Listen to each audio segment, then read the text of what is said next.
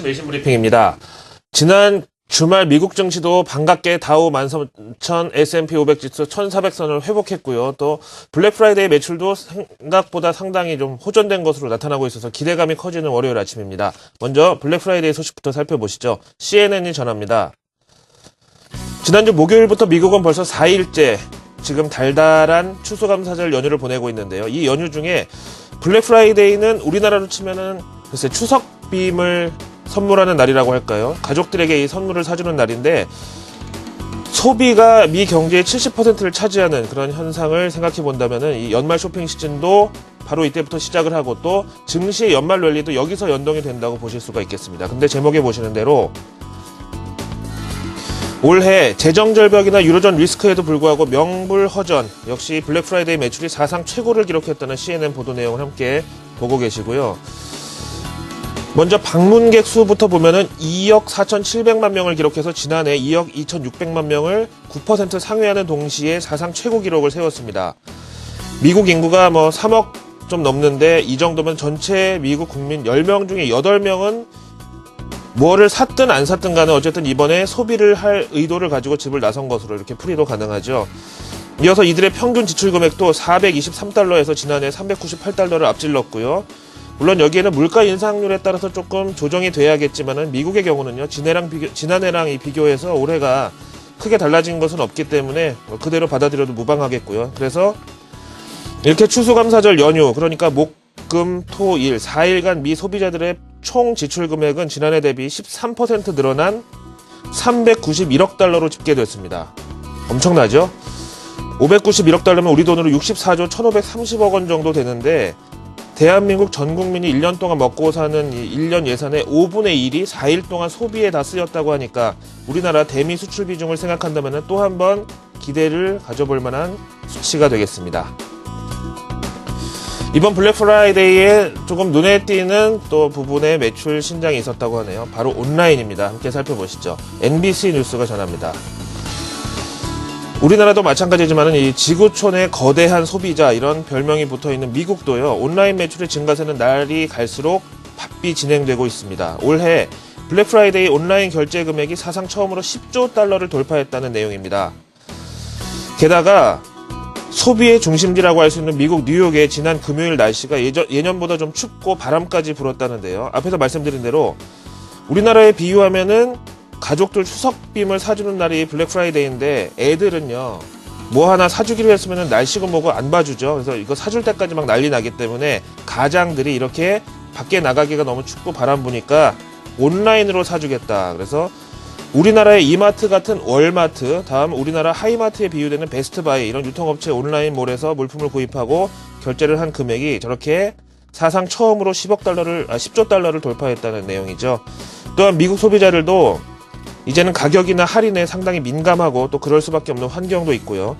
그래서 앞으로 연말까지 쭉 이런 온라인 매출 증가세의 강화, 그러니까 온라인 매출이 증가하는 것은 물론이고 그 기울기가 좀 더 가팔라지는 추세는 이어질 것이라고 설명을 하고 있습니다. 국내에도 온라인 결제 관련주 좀 여러 가지 기업들이 있는데 어떤 상관관계가 있을지 좀 한번 기대를 약간 옮겨봐도 나쁘지 않겠습니다. 이제 우리나라 관련된 내용이 외신에 올라왔기 때문에 이것도 살펴보시죠. 블룸버그 보시겠습니다. 지난 독도 분쟁으로 냉각됐던 한일 관계 이렇게 표현을 하는데 우리 땅인데 왜 이게 그 분쟁의 대상이 되는 건지 일단 기사 첫 줄에 좀 유쾌하지 않은 표현이 있지만 어쨌든 내용은 좀 건설적이라고 볼 수 있는데요. 아무튼 이때 이후로 조금 서먹해진 외교관계만큼이나 한일 간 재정협력관계, 통화 수합 연장도 깨졌었고 일본 정부는 한국 국채 보유를 줄인다 이렇게 갈등이 생기면서 한일 간 경제적으로 조금 간격이 벌어졌던 것이 사실이죠. 근데 이번에 박재완 대한민국 재무장관과 코리키 조지마 일본 재무상 회담으로 이런 분위기가 누그러지는 계기가 될지 블룸버그 통신에서 조심스럽게 기대하는 분위기입니다. 최근에 일본 재무성은 일본 수출을 살리기 위해서 거의 진짜 죽기 살기로 엔화 약세에 나설 그런 강력한 기조를 나타내는 만큼 같은 수출 중심의 경제 구조를 가진 우리나라 입장에서는 최소한 비슷하게라도 몸을 낮춰야 손해를 안 보는 상황이고요. 여기다가 지금 달러 약세 기조까지 있기 때문에 이런 이중고에 노출되는 것이 불가피하고 만약에 이렇게 되면은 밖에서 장사를 잘 하고도 환율 때문에 막상 손에 쥐는 돈은 쪼그라드는 그런 리스크가 있습니다. 여기서도 그러한 차원으로 한일 재무장관 회담을 설명하고 있고요. 사실 주가도 PER이니 EPS니 가지고 뭐 적정 주가를 계산하기는 하지만 이는 그냥 참고사항일 뿐이고 막상 필드, 그러니까 시장에서는 또 이게 한번 방향을 잡으면 위든 아래든 좀 치우치는 경향이 있죠.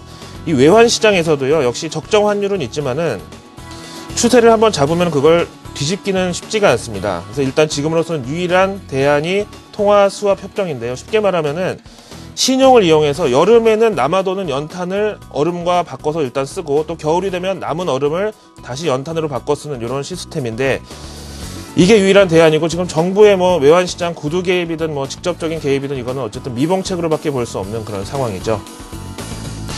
자, 이제 유로존을 마지막으로 해서 외신 브리핑을 정리를 해보겠습니다. AFP 통신 보시죠. 현지 시간으로 오늘 오후, 현지 시간으로는 월요일 오전, 우리 시간으로 오늘 오후가 되겠네요. 유로존 재무장관들은 3차 비정기 회의를 통해서 이번에야말로 그리스 구제 방안에 마침표를 찍겠다고 지금 준비하고 있는 상황인데요.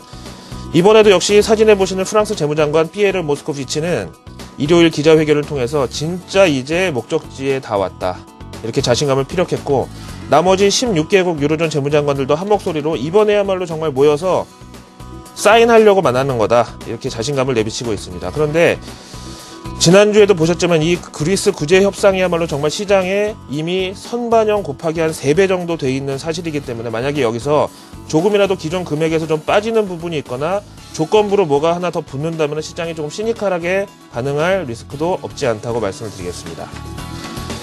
내용이 이것저것 많았죠. 월요일 아침 외신 브리핑 여기까지였습니다.